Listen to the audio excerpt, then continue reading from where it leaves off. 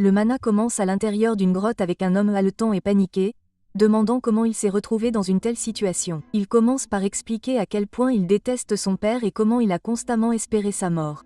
Et aujourd'hui, c'est enfin arrivé. Il est mort d'une crise cardiaque. Son père était un criminel. Son père était un coureur de jupons. Et bien sûr, il était aussi extrêmement cupide. Il était beaucoup de choses, mais surtout un problème pour le personnage principal. Mais il a fait une chose bien pour lui après sa mort. On voit l'homme dire qu'il a fini de nettoyer et il se demande si son père savait qu'il allait bientôt mourir. Mais il décide que cela n'a plus d'importance et qu'il ne devrait pas s'en soucier. Il dit qu'avec la lumière du soleil matinal qui brille à travers ses rideaux dehors, il peut voir les ouvriers se rendre au travail. Pourtant, il peut juste rester là et se détendre en buvant son café. Il commence à s'énerver en disant qu'il est un homme bien. Je suis sûr que tout le monde sait ce que c'est. Il dit qu'il ne s'attendait pas à ce que son père ait une fortune cachée d'environ 3 millions de dollars. Il dit que son père n'a été génial qu'après sa mort. Maintenant, il peut faire ce qu'il veut. Acheter une maison, une voiture, des femmes. Il a une courte liste, mais ces choses ne l'intéressent pas. La sonnette retentit et il dit qu'elle est là. Avant que le livreur ne puisse dire quoi que ce soit, le colis est emporté à l'intérieur. L'homme plonge sur son lit en disant « Youpi »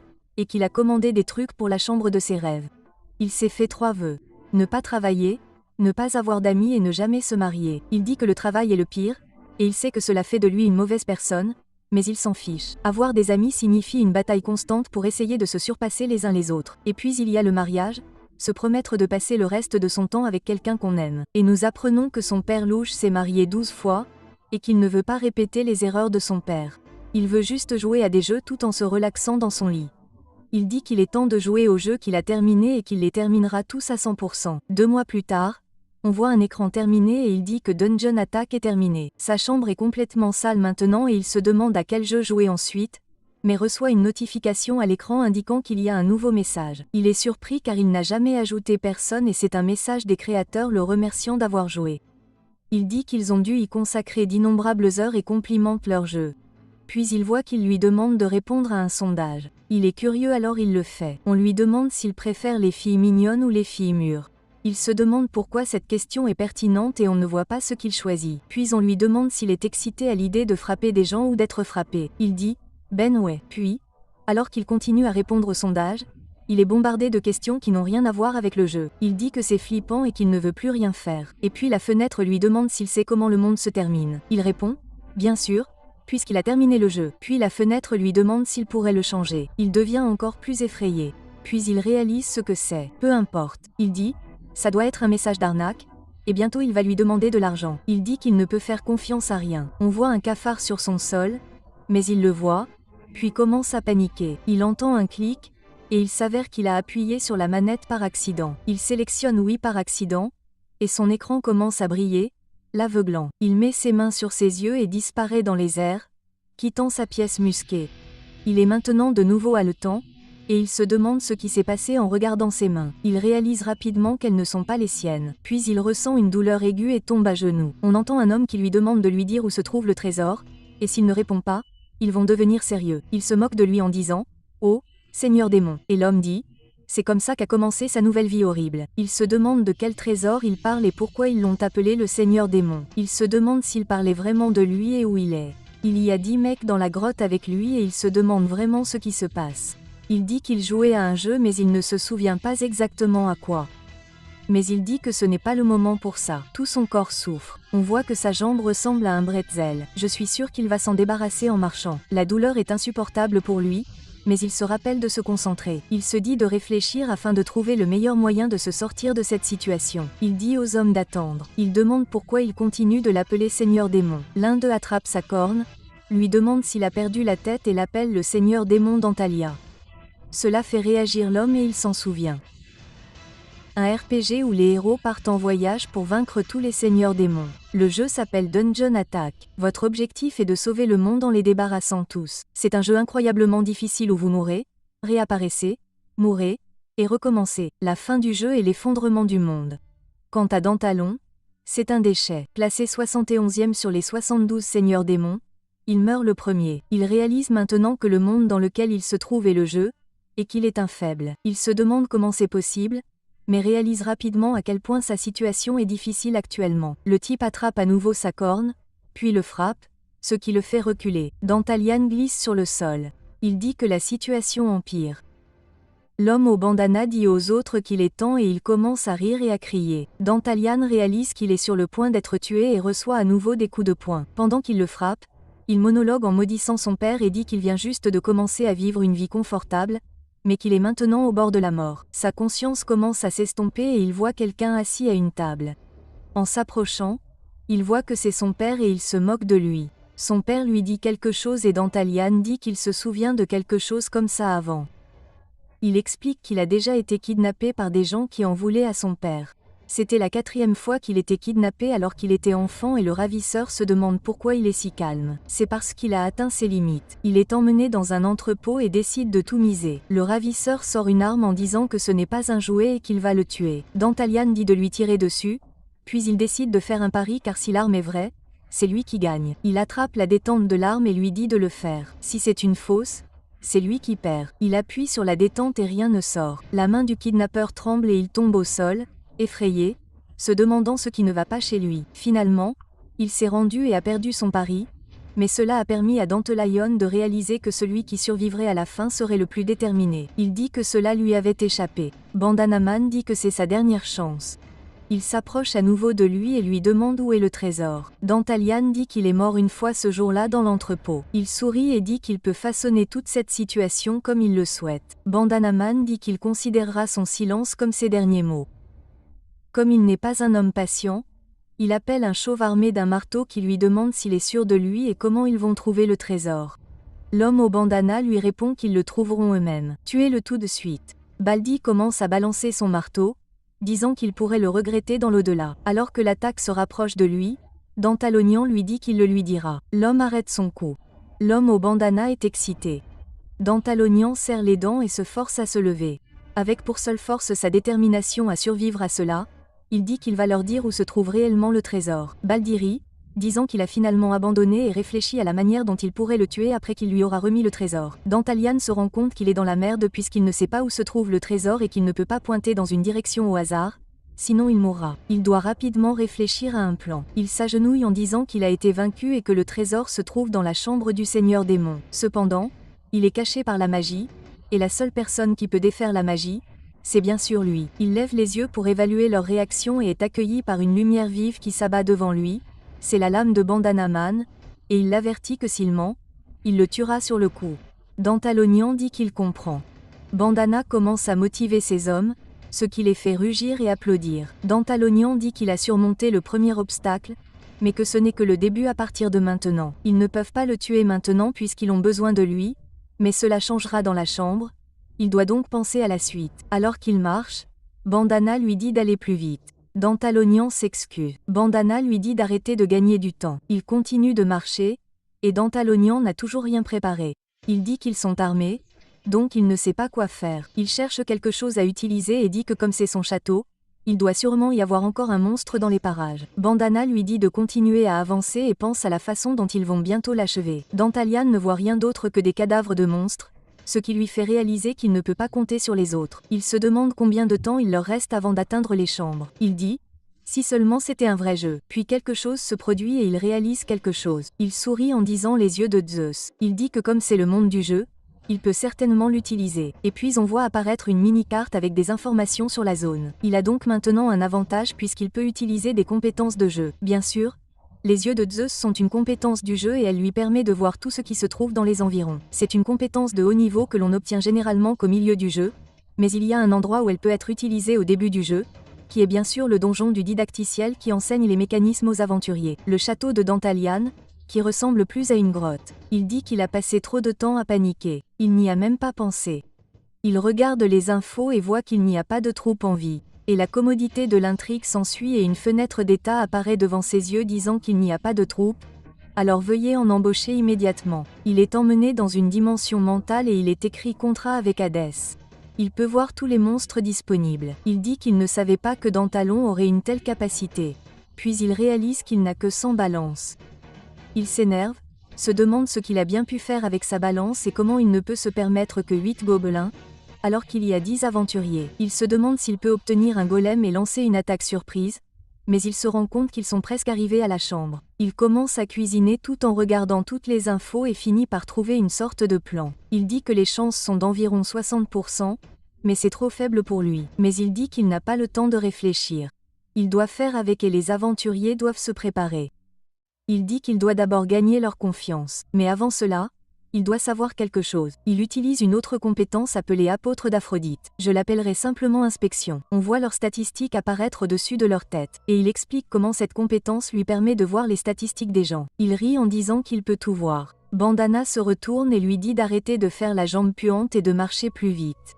Dantalian s'excuse à nouveau. Il commence à sourire comme un méchant, disant que la contre-attaque commence maintenant. La compétence inspection vous montre même les statuts cachés des personnes autour de vous afin qu'ils puissent l'utiliser pour déterminer quelle carte jouer. Bandana lui dit à nouveau de continuer à marcher et bien sûr le menace à nouveau pour la 40e fois. Dantalian dit d'accord mais continue de cuisiner. Il dit qu'il doit faire une feuille. Le gars au bandana lui fait confiance. Même si cela signifie prendre des risques, il réussira certainement à les abattre. Il continue à avancer dans la grotte et Dantalian voit un squelette dégoulinant. Il dit « Tout d'abord », il crie, disant à tout le monde d'attendre. Ils sont tous confus et se retournent. Leaf lui demande ce qui se passe. Dantalian dit qu'il est désolé de les avoir arrêtés, mais dans le passage devant lui se trouve un piège. Leaf demande s'il est sérieux. Dantalian dit que oui, et que s'il continue, des dizaines de flèches invisibles voleront sur eux, et aucun d'entre eux n'en sortira indemne. Il va donc commencer par désamorcer le piège pour eux. Leaf demande pourquoi ils pensent qu'ils l'ont laissé partir. Un de ses hommes lui dit que le chemin est très étroit et trop sombre pour qu'il puisse voir quoi que ce soit. Dantalian commence à le descendre. Leaf commence à lui crier dessus, lui disant d'arrêter d'essayer de s'enfuir, mais Dantalian continue en disant qu'il ne peut pas courir s'il le veut avec ses jambes dans l'état où elles sont, et que c'est sa façon de montrer du respect. Ils sont différents des aventuriers précédents car ils n'ont pas essayé de le tuer instantanément. Il dit que s'ils ne le croient pas, alors suivez-le, mais il ne peut pas garantir leur sécurité. Leaf est surpris et dit à ses hommes de ne pas avoir peur et de le suivre. Mais personne d'autre ne veut le faire, et il rappelle à Leaf le premier piège qu'ils ont rencontré, disant que s'il avait été imprudent, il serait mort. Leaf s'énerve et demande s'ils sont vraiment des hommes. Et tandis qu'ils se disputent, Dantalon continue sur le chemin. En s'enfonçant, il se demande s'il est allé assez loin et il dit « Travaillez, s'il vous plaît ». Il attrape quelques flèches sur le cadavre de tout à l'heure et les emporte avec lui. C'est là que les choses vont commencer. Il commence à serrer les dents et dit que ce n'est pas grave. Puis il lève la flèche et se transperce avec. Il hurle de douleur suffisamment fort pour que les aventuriers puissent l'entendre. Il demande si c'était Dantalian qui criait. Leaf hurle en demandant ce qui se passe. Dantalian dit d'attendre, car les flèches continuent d'arriver. Un des hommes de Leaf lui demande ce qu'ils doivent faire et Leaf lui dit de se préparer et que s'il essaie de reculer maintenant, il les tuera. Les aventuriers ont l'air inquiets mais ont trop peur de Leaf pour dire non. Ils commencent tous à avancer lentement. Leaf crie en demandant où il est. Il remarque une traînée de sang et commence à la suivre. Alors qu'il continue d'avancer, il trouve Dantalion sur le sol avec une flèche dans la cuisse. Il demande ce qui s'est passé et il gémit de douleur. Il se penche en disant qu'il a dû s'évanouir. Leaf lui demande ce qui s'est passé avec le piège. Dantal lui dit de se calmer puisqu'il s'est débarrassé d'eux. Les aventuriers sont contents et Leaf demande pourquoi les aider en disant qu'il aurait pu rester silencieux à propos du piège. Dantalian dit qu'il l'a dit plus tôt. Ils sont différents des autres aventuriers. Ils n'ont pas essayé de le tuer et l'ont laissé vivre. Cela l'a ému et c'est tout. Bien qu'il ait été touché par l'un d'eux, cela ne devrait pas être un si gros problème. Il le sort et dit qu'ils peuvent continuer. Leaf commence à le respecter davantage et on voit qu'il est de plus en plus apprécié par Dantalon. Dantalian s'en rend compte et commence à recevoir des notifications de spam alors que le reste des aventuriers commence à l'apprécier également. C'est ce qu'il attendait. Il dit que ce n'est pas suffisant, mais que c'est un bon début. Dantalian dit qu'ils peuvent continuer. Leaf dit qu'il ne sait pas à quoi il pensait, mais qu'il compte l'utiliser. Leaf dit qu'avec sa blessure, il va juste les ralentir pour qu'il n'ait pas le choix. Il dit à l'un des aventuriers de lui prêter son épaule. L'un d'eux s'avance instantanément et l'aide. Dantalian le remercie et Leaf se met à rire en disant que c'est leur gratitude pour avoir dégagé le chemin et qu'ils peuvent continuer d'avancer. Dantalian dit que tout se passe bien, mais que Leaf ne lui fait toujours pas confiance. Mais il est maintenant temps pour lui de continuer à jouer dans le deuxième acte du one-man show. Ils atteignent enfin l'entrée de son château. Leaf dit que c'est plus impressionnant qu'il ne le pensait.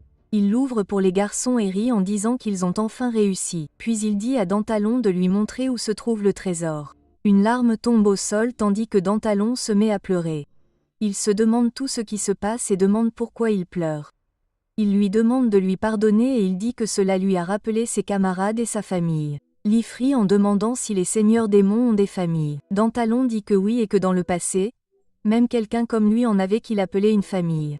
Il dit jusqu'au jour où ils sont soudainement apparus. On le voit courir dans un couloir tandis que des chevaliers le poursuivent. Ils préparent leurs arcs, puis tirent sur lui. Les flèches volent vers lui, mais atterrissent quelque chose. Il se retourne pour voir un ogre, lui demandant s'il va bien. Il s'est utilisé comme bouclier de chair. Il dit à Dantalon de courir aussi vite qu'il peut et de le laisser faire. Dantalonian dit « Non, s'il part, alors il doit partir avec lui. » L'ogre se fait transpercer par d'autres flèches. Dantelion se met à pleurer davantage. L'ogre dit « Ne vous inquiétez pas, courez vite. » Alors que les larmes de Dantelion commencent à couler, cela dépeint une histoire où il s'enfuit tandis que l'ogre les retient. Dantelion dit à Leaf et à ses hommes qu'ils sont tous morts en le protégeant. Les aventuriers commencent tous à ressentir de l'empathie, disant qu'ils sont désolés de l'entendre. L'un des hommes de Leaf dit qu'il pensait que le seigneur démon serait purement maléfique. Pourtant, il peut le voir pleurer pour ses camarades et que Dantelion ne lui semble pas mauvais. En raison de son jeu d'acteur oscarisé, la responsabilité de l'aventurier commence à exploser. Leaf dit que c'est différent de ce qu'il a entendu. Il se souvient d'une femme lui disant que le seigneur démon est une racaille qui n'a ni larmes ni sang. Il commence à aimer Dantalon davantage, mais il commence à avoir un sourire narquois, disant qu'il l'utilisera toujours si nécessaire. Dantalian dit « Tout le monde, merci du fond du cœur de m'avoir ramené dans ce château. C'est comme il le pensait.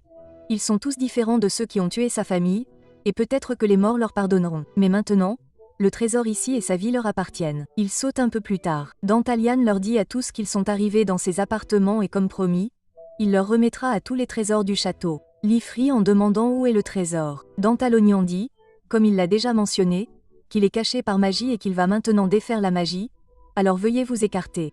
Ils disent très bien et retournent tous à l'entrée de la chambre et demandent si c'est assez loin. Dantalian dit oui et leur tourne le dos pour cacher son sourire. Il dit que tout se passe très bien et qu'il est maintenant temps de les peaufiner. Il sait déjà qu'il n'y a pas de trésor ici d'après ses statuts. La seule chose qui lui reste, ce sont les 100 balances. Mais si c'est suffisant pour les tromper, c'est parfait. Il explique que dans le monde de Dungeon Attack, une balance vaut 15 pièces d'argent, et que le jeu est conçu de telle manière que les objets et l'argent que vous jetez apparaissent là où vous les déposez. Il prévoit donc d'utiliser cela pour compléter son tour. Il s'apprête à déposer sa balance, puis lève la main en l'air. Il dit qu'il est le 71e seigneur démon qui règne sur cette terre et brave les héros au nom de Dantal et qu'il leur accordera un trésor. Il regarde tout sa performance avec impatience et cela se transforme rapidement en émerveillement lorsque des pièces commencent à apparaître de nulle part encore et encore dans la pièce. Les aventuriers commencent à rire en disant que ce doit être un rêve. Leaf rit aussi lorsque des pièces d'argent commencent à pleuvoir sur eux tous. Ils commencent rapidement à ramasser les pièces par terre. Leaf rit toujours, disant qu'ils ont mis la main dessus, mais le rire devient maniaque et son respect envers Dantalonian augmente de 50. Il dit à ses hommes de diviser le trésor équitablement. Leaf dit qu'ils peuvent utiliser Dantalian davantage et que ce serait du gaspillage de se débarrasser de lui maintenant. Dantalian demande s'il peut leur dire quelque chose à tous. Leaf demande s'il a plus à leur donner et dit d'attendre une minute qu'ils aient tout ramassé en premier.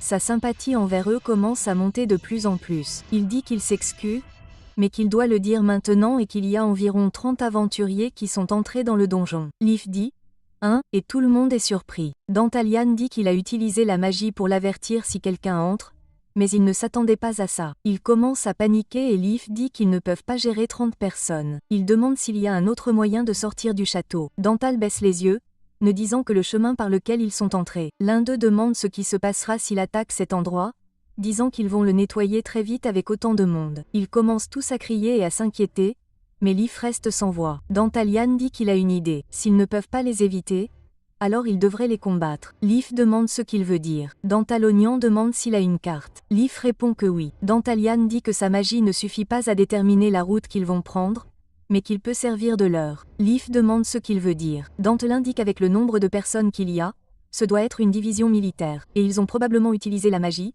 donc ils peuvent sûrement sentir où il est et le poursuivre. Et il y a 3 routes qu'ils peuvent emprunter pour atteindre la sortie d'ici. Donc s'ils prennent une route différente de la sienne et courent dehors, ils peuvent s'échapper. Leaf commence à réfléchir à la manière dont il est prêt à se sacrifier, mais lui demande s'il a l'intention de simplement s'enfuir et bluffe à propos des intrus. Dantalian dit « Non, il ne ferait jamais ça, il veut juste aider. » Mais il n'a pas le temps de le convaincre. Il chuchote quelque chose à l'oreille de Leaf que nous n'entendons pas. Mais Leaf sourit, disant qu'il comprend et qu'ils suivront sa stratégie, mais qu'il ne dira rien aux autres car cela les contrarierait. Leaf hurle, disant d'arrêter de s'inquiéter, de prendre le trésor et de se regrouper. Dantalian dit qu'il savait que Leaf ne le croirait pas, mais que tout fonctionne comme prévu. Nous voyons les aventuriers aider Dantalon à sortir de la grotte, et ils disent que Leaf est vraiment audacieux pour ce plan. Dantalian nous rappelle gentiment ce qui s'est passé après qu'ils ont récupéré le trésor. Il leur a dit qu'ils allaient se diviser en groupes et se diriger vers la sortie. Il lui demande s'il est sérieux, disant que cela n'a aucun sens. Leaf leur dit de se taire et se transforme en Nickelback,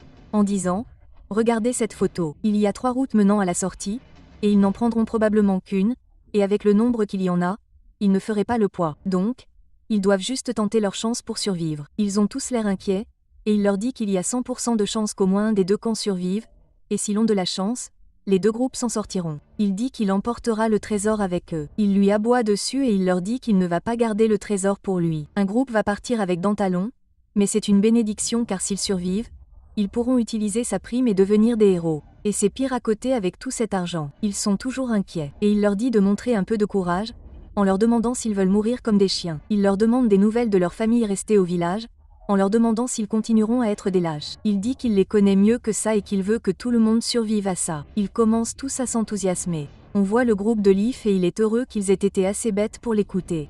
Il pensait que ça allait échouer, puis se souvient de sa conversation avec Dantalion, et de la façon dont il a murmuré, disant qu'il pouvait envoyer quelques-uns de ses hommes avec lui pour voir s'il s'enfuyait ou non, et qu'il pouvait juste inventer une raison pour garder tout le trésor pour lui, car si ce qu'il dit est vrai, alors certains d'entre eux seront sacrifiés avec lui, et il devra de toute façon partager le trésor avec moins de personnes. Même s'il ment, il n'a aucun moyen de s'échapper. Donc, c'est gagnant-gagnant pour Leaf. Leaf se remet à rire en disant qu'au final, il sortira vainqueur de tout ça. Dantalian avait bien sûr lu jusqu'ici en disant que c'était parfait comme il l'avait prévu et qu'il était maintenant temps de le faire. Il regarde le menu d'invocation des monstres et décide qu'il est temps de tous les tuer enfin. La grotte commence à trembler violemment et les aventuriers commencent à se demander s'il s'agit d'une attaque d'envahisseurs. Le sol continue de trembler violemment. Une forte rafale de vent commence à souffler près d'eux, éteignant leurs torches.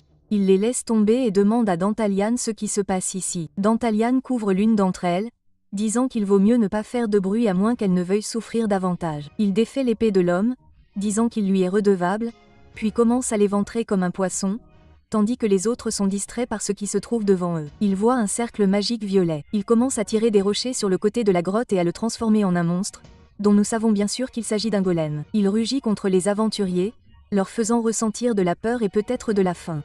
Cela fait tomber une partie du plafond sur eux. L'un d'eux crie de courir et les rochers commencent à tomber autour d'eux, provoquant la formation d'un nuage de poussière. Alors qu'il s'estompe, l'un des hommes voit ses amis écrasés sous les rochers. Puis il remarque qu'il en tient un dans sa main, et il se précipite courageusement pour attaquer le golem. Mais son épée se brise en plusieurs morceaux, et il est surpris car il pensait sincèrement que ça marcherait d'une manière ou d'une autre.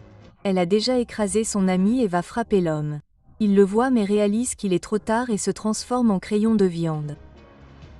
Le dernier aventurier voit cela mais a trop peur pour bouger et reste sans voix. Puis il réalise que Dantalon est derrière lui et lui demande ce qui se passe, disant qu'ils doivent courir. Mais on l'entend se faire poignarder et on voit que Dantalon a enfoncé sa lame dans la poitrine de l'homme. L'homme demande pourquoi et tombe au sol. Dantalonian dit que c'est évident. Après tout, c'est un seigneur démon. Aux côtés de Leaf, il se demande ce qu'était le tremblement de terre, demandant si une bataille a commencé avec l'autre groupe. Il dit qu'il semble que Dantalon disait la vérité, et qu'il a fait du bon travail, mais il réalise rapidement à quel point il avait tort. Alors qu'il voit Dantalian se tenir devant eux, Leaf lui demande pourquoi il est là tandis que Dantalonian lui lance le bon vieux regard de la WWE. Il dit qu'il semble ne pas avoir croisé les intrus, puis demande où sont les autres. Dantalian sort la lame, disant que ses amis sont tous morts, tous sans exception. Leaf dit que ce n'est pas drôle et qu'il doit arrêter de faire l'idiot. Dantalian lui demande s'il ne peut pas accepter la réalité, disant que c'est exactement ce qu'il pense en ce moment. Il les a tous tués. Leaf lui dit de le répéter. Dantalian rit, disant qu'ils étaient tous idiots. Il aurait dû voir leur tête quand ils sont morts. Leaf commence à s'énerver et réalise qu'ils ont été dupés dès le début. Sa sympathie envers eux se transforme instantanément en haine. Il dit qu'ils sont plus bêtes que des singes et cela le rend reconnaissant. Il veut qu'ils se mettent en colère, alors il se met à rire comme s'il était fou, lui demandant s'il pensait vraiment qu'un seigneur démon serait de leur côté. Leaf commence à déchaîner toute sa colère, criant aussi fort qu'il le peut, et ils brandissent tous leurs armes en courant vers lui. Alors qu'il se rapproche de plus en plus, on voit des yeux brillants derrière Dantalon. Puis le golem apparaît et frappe le groupe. L'un des hommes est tué sur le coup par l'onde de choc tandis qu'un autre est écrasé contre le mur. Les survivants commencent à crier et le golem leur fait un revers. L'un d'eux essaie de le bloquer pour une raison quelconque et se transforme en un paquet de ketchup sur lequel on a marché. Leaf est toujours en vie et regarde Baldi s'attaquer à la tête du golem. Il le frappe, le réduisant en miettes. Il regarde Leaf en disant qu'il a réussi, mais l'expression de Leaf est toujours aussi craintive. On voit Dandelion poignarder Baldi dans le dos. Dandelion remercie Leaf en disant que c'est grâce à lui. Leaf voit alors le golem recommencer à se former. La sueur de Leaf devient froide. Dandelion lui dit que tuer un golem est facile. Il suffit de détruire le noyau dans sa poitrine, mais il faut des connaissances et de l'expérience. Mais s'il était resté calme et avait travaillé ensemble sans s'énerver, ils auraient pu gagner. Mais maintenant la dynamique du pouvoir a changé. Il demande à Leaf ce qu'il va faire. Leaf réalise qu'il est complètement différent d'avant, et que c'est le vrai seigneur démon, Dandelion. Il commence à paniquer, mais se dit que ça ne peut pas finir comme ça. Il dit qu'il s'est déjà retrouvé dans cette situation de nombreuses fois. Peu importe ce que Dandelion fait, il peut le gérer. Leaf lâche son arme, disant qu'il est perdu et dit de le tuer. Dandelion dit qu'il comprend et commence à s'approcher de Leaf. Leaf rit intérieurement, en disant juste un petit peu plus. Il demande qui il tuerait. On le voit cacher une dague derrière son dos. Dandelion regarde le menu des monstres et le regarde, mais continue d'avancer. Leaf commence à s'impatienter, disant qu'il est presque l'heure, et commence à compter les pas, disant qu'il va le tuer dans quelques pas, mais Dandelion s'arrête de bouger et dit « Leaf, je peux voir à travers toi et tout ce que tu fais. Bien sûr, nous savons qu'il peut lire dans ses pensées en l'inspectant. » Il se met à rire au nez de Dandelion tout en pointant la lame sur lui, disant que c'est échec et mat pour lui. Leaf commence à transpirer abondamment, disant « Comment oses-tu te moquer de moi et que ce n'est pas encore fini ?» Il sort sa dague et bondit sur Dandelion. Il dit que c'est lui qui va mourir ici. Il perd rapidement son élan et tombe au sol. Il tombe face contre terre, puis regarde sa jambe pour voir une substance visqueuse qui y est attachée. Il demande d'où elle vient, puis regarde en arrière pour voir Dandelion se rapprocher. Il lève son épée vers lui, mais le golem s'accroche à son bras. Tout ce qu'il reste, c'est un bruit d'écrasement et des cris de Leaf qui résonnent dans toute la pièce. Dandelion dit que tout s'est passé exactement comme il le pensait et il n'arrive pas à croire que ça s'est si bien passé. Il rit en demandant à Leaf ce que ça fait de voir sa fierté et tout le reste écrasé par quelqu'un qu'il pensait être plus faible que lui. Qu'est-ce que ça fait d'être tué par quelqu'un qu'il trouve inférieur? Leaf hurle de terreur. Leaf se demande où il a mal tourné. Il se demande si ce n'est pas en tuant Dandelion plus tôt ou si c'est quand il a obtenu la carte de cette femme. Non. C'était depuis le tout début quand il a défié un seigneur démon. Il réalise maintenant qu'il ne pourrait jamais gagner contre lui. En tant que seigneur démon, c'est une existence vraiment terrifiante. Si vous avez regardé jusqu'à la fin, abonnez-vous pour plus de vidéos comme celle-ci. Laissez un like ou un commentaire pour aider la chaîne. Merci d'avoir regardé.